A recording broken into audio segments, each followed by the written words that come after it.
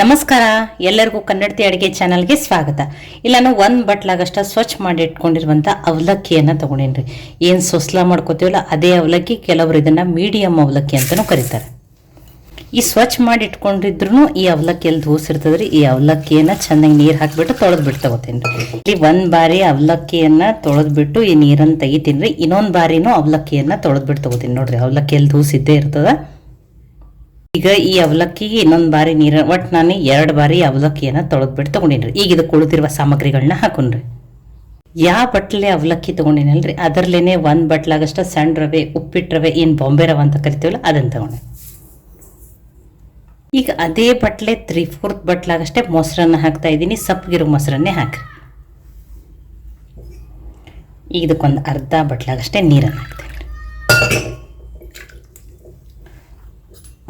ಈಗ ಇದನ್ನು ಮಿಕ್ಸ್ ಮಾಡಿಕೊಂಡ್ರೆ ಈ ಅವಲಕ್ಕಿ, ರವೆ, ಮೊಸರು ಬಳಸಿ ಒಂದು ದಿಢೀರ್ ಬ್ರೇಕ್ಫಾಸ್ಟ್ ರೆಸಿಪಿಯನ್ನು ಮಾಡ್ತಾಯಿದ್ದೀನಿ. ಬೆಳಗ್ಗೆ ಗಡಿಬಿಡಿಯಲ್ಲಿ ಕಡಿಮೆ ಸಮಯದಲ್ಲಿನೂ ಒಂದು 10 ರಿಂದ 15 ನಿಮಿಷದಲ್ಲಿ ಈ ಬ್ರೇಕ್ಫಾಸ್ಟನ್ನು ರೆಡಿ ಮಾಡ್ಕೋಬೋದು. ಅಥವಾ ಈ ರೀತಿ ಮಾಡಿ ಮಕ್ಕಳಿಗೆ ಲಂಚ್ ಬಾಕ್ಸಲ್ಲಿ ಕೂಡ ಹಾಕಿ ಕೊಡ್ಬೋದು. ದಿನಾಲೂ ಇಡ್ಲಿ, ದೋಸೆ, ಉಪ್ಪಿಟ್ಟು, ಅವಲಕ್ಕಿ ತಿಂದು ಬೇಜಾರಾಗಿತ್ತಂದ್ರೂ ಈ ರೆಸಿಪಿಯನ್ನು ಖಂಡಿತನೂ ಟ್ರೈ ಮಾಡಿ ನೋಡಿರಿ. ಈಗ ನೋಡಿ, ಅವಲಕ್ಕಿ, ಮೊಸರು, ನೀರು, ರವೆ ಎಲ್ಲ ಚೆನ್ನಾಗಿ ಮಿಕ್ಸ್ ಆಗೈತಿ. ಈಗ ಮುಚ್ಚಿಡ್ತೇನೆ ರೀ. ಒಂದು 5 ನಿಮಿಷ ಈ ರವೆ ನೆನೆಲಿ ರೀ. ನಿಮಿಷ ಇದನ್ನು ಸೈಡಿಗೆ ಇಡ್ತೇನೆ ರೀ. ಈಗ ಒಂದು ಚಟ್ನಿಯನ್ನು ಮಾಡ್ಕೊಂಡ್ರಿ.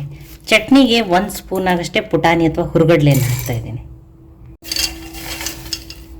1 ಸ್ಪೂನ್ ಆಗಷ್ಟೇ ಶೇಂಗಾನ ಹಾಕ್ತಾಯಿದ್ದೀನಿ. ನಾನು ಸಿಪ್ಪೆ ಧರಿಸ್ಲಿ ಹಾಕ್ತಾಯಿದ್ದೀನಿ. ನೀವು ಸಿಪ್ಪೆ ತೆಗೆದುಬಿಟ್ಟು ಹಾಕ್ಬೋದು. 2 ಮೆಣಸಿನ್ಕಾಯನ್ನು ಹಾಕ್ತಾಯಿದ್ದೀನಿ. ಖಾರ ನೀವು ನೋಡ್ಬಿಟ್ಟು ಹಾಕೋರಿ. 2 ಬೆಳ್ಳುಳ್ಳಿ ಹೆಸಳು, 1 ಸ್ಪೂನ್ ಆಗಷ್ಟೇ ಮೊಸರನ್ನು ಹಾಕ್ತಾಯಿದ್ದೀನಿ. ಸ್ವಲ್ಪ ಕೊತ್ತಂಬರಿ ಸೊಪ್ಪು, ಸ್ವಲ್ಪ ಕರಿಬೇವು ಸೊಪ್ಪು, 1/4 ಟೀ ಸ್ಪೂನ್ ಆಗಷ್ಟೇ ಜೀರಿಗೆಯನ್ನು ಹಾಕ್ತಾಯಿದ್ದೀನಿ. ರುಚಿಗೆ ತಕ್ಕಷ್ಟು ಉಪ್ಪು. ಈಗ ಇದನ್ನು ಫಸ್ಟ್ ಹಾಗೆ ಗ್ರೈಂಡ್ ಮಾಡ್ಕೊಂಬರ್ತೀನಿ ರೀ. ಆಮೇಲೆ ಸ್ವಲ್ಪ ನೀರನ್ನು ಹಾಕ್ಕೊಂಡು ನುಣ್ಣಗೆ ರುಬ್ಕೋತೀನಿ. ಚಟ್ನಿ ಎಷ್ಟು ತೆಳು ಬೇಕೋ ಗಟ್ಟಿ ಬೇಕೋ ನೀವು ನೋಡ್ಬಿಟ್ಟು ಮಾಡ್ಕೊರಿ. ನಾನು ಮೀಡಿಯಮ್ ಆಗಿನೇ ಮಾಡ್ಕೊಂಬರ್ತೀನಿ ಇದು. ಈಗ ಚಟ್ನಿ ರುಬ್ಕೊಂಡು ಬಂದೀನಿ ನೋಡಿರಿ. ತುಂಬ ತೆಳುವೂ ಮಾಡಿಲ್ಲ, ತುಂಬ ಗಟ್ಟಿನೂ ಮಾಡಿಲ್ಲ. ಈ ರೀತಿ ಒಮ್ಮೆ ಮೊಸರು ಹಾಕಿ ಚಟ್ನಿಯನ್ನು ಮಾಡ್ಕೊರಿ. ಟೇಸ್ಟ್ ತುಂಬಾ ಚೆನ್ನಾಗಿರ್ತದೆ. ಈಗ ಇದನ್ನು ನೀವು ಹೀಗೇನೂ ಸರ್ವ್ ಮಾಡ್ಬೋದು, ಅಥವಾ ಎಣ್ಣೆ, ಸಾಸಿವೆ, ಜೀರಿಗೆ, ಕರಿಬೇವು ಸೊಪ್ಪಿನ ಒಗ್ಗರಣೆಯನ್ನು ಹಾಕ್ಬೋದು. ನಾನು ಇದನ್ನು ಹಾಗೇ ಸರ್ವ್ ಮಾಡ್ತೀನಿ ರೀ. ಈಗ ಚಟ್ನಿ ರೆಡಿ ಆಗಿದ್ರೆ ಇದನ್ನು ಸೈಡ್ಗೆ ಇಡ್ತೀನಿ. ಈಗ ರವೆನೂ ನೆಂದಿರ್ತದೆ ರೀ. ನೋಡಿ, ಆ ಮೊಸರನ್ನು, ನೀರನ್ನು ಹಿರ್ಕೊಂಡು ಇನ್ನೂ ಗಟ್ಟಿಯಾಗಿದೆ ರೀ. ಈಗ ಇದನ್ನು ಮಿಕ್ಸಿ ಜಾರಿಗೆ ಹಾಕೊಂಡ್ರಿ. ಈಗ ಇದನ್ನು ಮಿಕ್ಸಿ ಜಾರಿಗೆ ಹಾಕೋತೀನಿ ರೀ.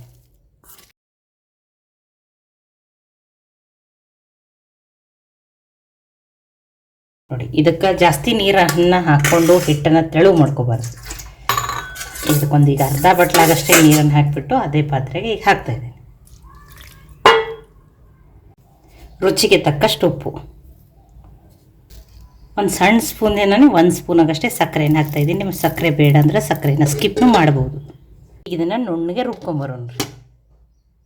ಈಗ ಇದನ್ನು ನುಣ್ಣಗೆ ರುಬ್ಕೊಂಬರೋಣ್ರಿ. ಈಗ ಅವಲಕ್ಕಿ, ರವೆ ನೆನೆಸಿದಲ್ರಿ ಅದೇ ಪಾತ್ರೆಗೆ ಇದನ್ನು ಹಾಕೋತೀನಿ. ನೋಡಿರಿ, ಜಾಸ್ತಿ ನೀರನ್ನು ಹಾಕ್ಕೊಂಡು ನಾನು ಹಿಟ್ಟನ್ನು ತುಂಬ ತೆಳು ಮಾಡ್ಕೊಂಡಿಲ್ಲ. ಈ ರೀತಿ ಸ್ವಲ್ಪ ಗಟ್ಟಿ ನೀರು ಬೇಕ್ರಿ ಇದು.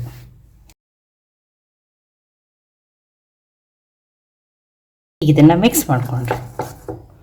ನೋಡಿ, ಸ್ವಲ್ಪ ಈ ರೀತಿ ಗಟ್ಟಿಯಾಗಿಯೇ ಇರಬೇಕು.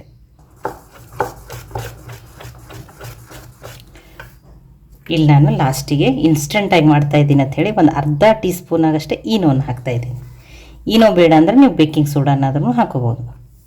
ನೋಡಿ, ಈನೋ ಹಾಕಿ 1 ಸ್ಪೂನು ಅಥವಾ 2 ಸ್ಪೂನ್ ಆಗಷ್ಟು ನೀರನ್ನು ಹಾಕಿಬಿಟ್ಟು ಈಗ ಇದನ್ನು ಮಿಕ್ಸ್ ಮಾಡ್ಕೊರಿ. ಈನೋ ಯಾವಾಗಲೂ ಏನು ಮಾಡ್ಬೇಕಾದ್ರೆ ನೀವು ಲಾಸ್ಟಿಗೆ ಹಾಕೋಬೇಕು.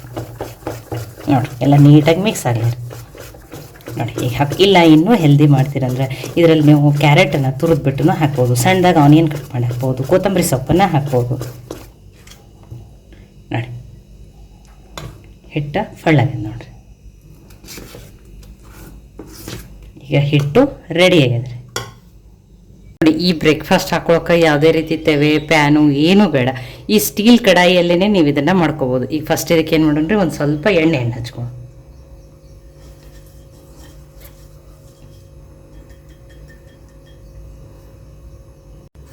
ಈಗ ಇದನ್ನು ಹಾಕ್ಕೊಂಡ್ರಿ.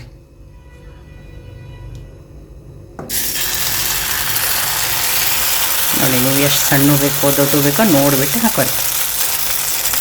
ಅಷ್ಟೇ ಮೀಡಿಯಮ್ ಆಗಿನೇ ಹಾಕ್ತೀನಿ ರೀ ನಾವು, ತುಂಬ ದಪ್ಪನೂ ಮಾಡಲ್ಲ ರೀ.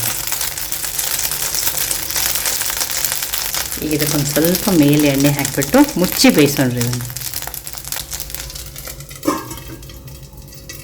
ನೋಡಿ ತೆಗೆದ್ಬಿಟ್ಟು ನೋಡೋಣ ರೀ. ನೋಡಿ ಒಂದು ಸೈಡ್ ಬೇಯ್ದಿರ್ತದೆ. ಈಗ ಇದನ್ನು ತಿರುಗಿಬಿಟ್ಟು ಬೇಯಿಸ್ಕೊಳ್ಳೋಣ್ರಿ. ನೋಡಿ ಯಾವುದೇ ರೀತಿ ಅಂಟಲ್ಲ, ಆದಷ್ಟು ತಳ ದಿಪ್ಪಿರೋ ಕಡಾಯಿಯನ್ನೇ ತೊಗೊಳ್ರಿ. ಸ್ಟೀಲ್ ಹತ್ತಿಲ್ಲ, ನೀವು ಎಂಡಾಲಿಮ್ ಕಡಾಯಿ ಆದರೂ ತೊಗೋಬೋದು. ಈಗ ತಿರುಗಿಬಿಟ್ಟು ತೋರಿಸ್ತೀನಿ ನೋಡಿರಿ. ನೋಡಿ ಅಂಟಲ್ರಿ, ನೋಡಿ ಎಷ್ಟು ಸಾಫ್ಟಾಗಿ ಎಷ್ಟು ಚೆನ್ನಾಗಿ ಬಂದದ. ಇನ್ನೊಂದನ್ನು ಹಾಕಿಬಿಟ್ಟು ತೋರಿಸ್ತೀನಿ ನಿಮಗೆ. ನೋಡಿ ಇನ್ನೊಂದು ಸ್ವಲ್ಪ ಈ ರೀತಿ ಎಣ್ಣೆ ಬ್ರಷ್ದಿಂದ ಹಚ್ಕೋರಿ.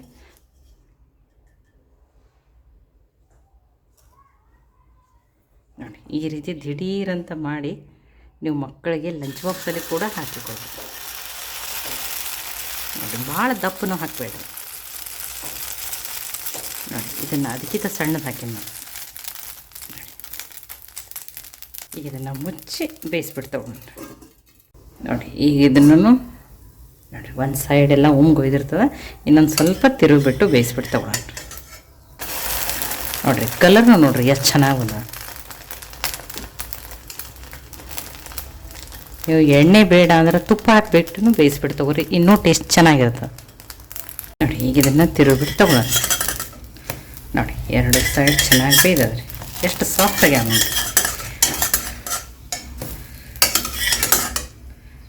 ನೋಡಿ ಎರಡನ್ನು ಮಾಡಿ ತೋರಿಸಿದ್ದೀನಿ ನಿಮಗೆ. ಇನ್ನೊಂದು ಸ್ವಲ್ಪನ ನಾನು ರೆಡಿ ಮಾಡ್ಕೊತೀನಿ ರೀ ಒಮ್ಮೆಲೆ. ನೋಡಿರಿ ಎಲ್ಲನೂ ರೆಡಿ ಮಾಡ್ಕೊಂಡಿದ್ದೀನಿ. ನೋಡಿ ಫಸ್ಟ್ ಎರಡು ದೊಡ್ಡ ಹಾಕ್ಕೊಂಡಿದ್ದೆ, ಆಮೇಲೆ ಸಣ್ಣ ಸಣ್ಣ ಹಾಕ್ಕೊಂಡಿದ್ದೀನಿ. ಲೋ ಫ್ಲೇಮ್ದಲ್ಲಿ ಇಟ್ಟನೆ ಬೇಯಿಸ್ಕೊಂಡೆ. ನೋಡಿ ಆ ರವೆಯಿಂದ ಹೊರಗಡೆ ಎಷ್ಟು ಕೆಂಪಗಾಗಿನೂ ಬಂದವ, ಲೈಟಾಗಿ ಕ್ರಿಸ್ಪಿನಾಗ್ಯಾವ, ಒಳಗಡೆಯಿಂದ ಸಾಫ್ಟ್ ಅದಾವ. ನೋಡಿರಿ ನೋಡಿರಿ ನಿಮ್ಗೆ ಇದ್ರ ಸಾಫ್ಟ್ನೆಸ್ಸು ನೋಡ್ರೇ ಗೊತ್ತಾಗತ್ತೆ. ನೋಡಿ ದಿಢೀರಾಗಿ 1 ಕಪ್ ರವೆ 1 ಕಪ್ ಅವಲಕ್ಕಿಯಿಂದ ಇಷ್ಟು ಬ್ರೇಕ್ಫಾಸ್ಟು ರೆಡಿ ಆಗೈತೆ ರೀ. ನೀವು ಇದನ್ನು ಇನ್ನೂ ಹೆಲ್ದಿ ಮಾಡ್ತೀರಿ ಅಂದರೆ ಇದರಲ್ಲಿ ಕ್ಯಾರೆಟ್ ಅದು ತುರಿದು ಬಿಟ್ಟು ಹಾಕ್ಬೋದು. ನಾನು ನಿಮಗೆ ಮುರಿದು ಬಿಟ್ಟು ತೋರಿಸ್ತೀನಿ ನೋಡಿರಿ. ನೋಡಿ ಇದರ ಸಾಫ್ಟ್ನೆಸ್ ನೋಡಿರಿ. ನೋಡಿ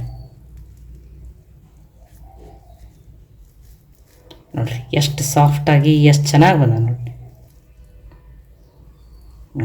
ಇವನ್ನ ನೀವು ರವೆ ಮತ್ತು ಅವಲಕ್ಕಿಂದ ಮಾಡಿರುವ ಬಂದ್ ದೋಸೆ ಅಂತಲೂ ಕರಿಬೋದು, ಆದರೆ ಅದರಷ್ಟೇನು ದಪ್ಪ ಹಾಕ್ಕೊಂಡಿಲ್ಲ. ನೋಡಿಲ್ಲ ತುಂಬ ದಪ್ಪನೂ ಮಾಡಿಲ್ಲ, ತುಂಬ ತೆಳಗೂ ಮಾಡಿಲ್ಲ, ಆ ರೀತಿ ಹಾಕ್ಕೊಂಡ್ಬಿಟ್ಟು ತೊಗೊಂಡಿದ್ದೀನಿ. ನೀವು ಇದೇ ಚಟ್ನಿ ಅತ್ತೇನಿಲ್ಲ, ಕಾಯಿ ಚಟ್ನಿನೂ ಮಾಡ್ಕೋಬೋದು, ಈರುಳ್ಳಿ ಟೊಮೆಟೊ ಚಟ್ನಿನೂ ಮಾಡ್ಕೋಬೋದು. ನೋಡಿ ನಿಮಗೆ ಯಾವ ಚಟ್ನಿ ಇಷ್ಟನೇ ಆ ಚಟ್ನಿಯನ್ನು ಟ್ರೈ ಮಾಡ್ಬೋದು. ನೋಡಿ ಎಲ್ಲನೂ ಎಷ್ಟು ಚೆನ್ನಾಗಿ ಬಂದ ನೋಡಿರಿ. ನೋಡಿ ನಿಮಗೆ ಏನೂ ಬೇಡ ಅಂದ್ರೆ ಬೇಕಿಂಗ್ ಸೋಡಾ ಅನ್ನೋದನ್ನು ಹಾಕೋಬೋದು.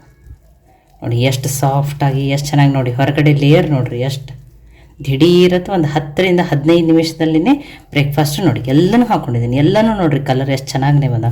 ಫಸ್ಟ್ ಹಾಕ್ಕೊಂಡಿದ್ದು ಇದು ದೊಡ್ಡದು ಹಾಕ್ಕೊಂಡಿದ್ದೆ, ಆಮೇಲೆ ಲೋ ಫ್ಲೇಮ್ದಲ್ಲಿಟ್ಟನೆ ಈ ರೀತಿ ಸಣ್ಣ ಸಣ್ಣ ಹಾಕ್ಕೊಂಡಿನಿ. ನೋಡಿರಿ ಬಿಸಿ ಬಿಸಿ ಟೇಸ್ಟಿಯಾಗಿರುವಂಥ ರವೆ ಅವಲಕ್ಕಿ ಪ್ಯಾನ್ ಕೇಕ್ ಅಂತಲೂ ಕರಿಬೋದು. ನೋಡಿ ಈ ರೆಸಿಪಿ ಇಷ್ಟ ಆಗಿತ್ತಂದ್ರೆ ಲೈಕ್ ಮಾಡಿ, ಶೇರ್ ಮಾಡಿ, ಕಮೆಂಟ್ ಮಾಡಿರಿ. ಖಂಡಿತನೂ ಟ್ರೈ ಮಾಡಿ ನನಗೆ ಹೆಂಗೆ ಬಂದಿತ್ತು ತಿಳಿಸ್ರಿ. ಮತ್ತು ಒಳ್ಳೆಯ ಹೊಸ ರೆಸಿಪಿಗಳಿಗಾಗಿ ಕನ್ನಡತಿ ಅಡುಗೆ ಚಾನಲನ್ನು ಸಬ್ಸ್ಕ್ರೈಬ್ ಮಾಡಿ, ಬೆಲ್ ಐಕಾನ್ ಪ್ರೆಸ್ ಮಾಡೋದನ್ನು ಮರಿಬೇಡ್ರಿ. ಈ ವಿಡಿಯೋನ ಹೈಪ್ ಮಾಡಿದ್ರೆ ಇದು ಇನ್ನೂ ಜಾಸ್ತಿ ಜನಕ್ಕೆ ರೀಚ್ ಆಗ್ತದೆ.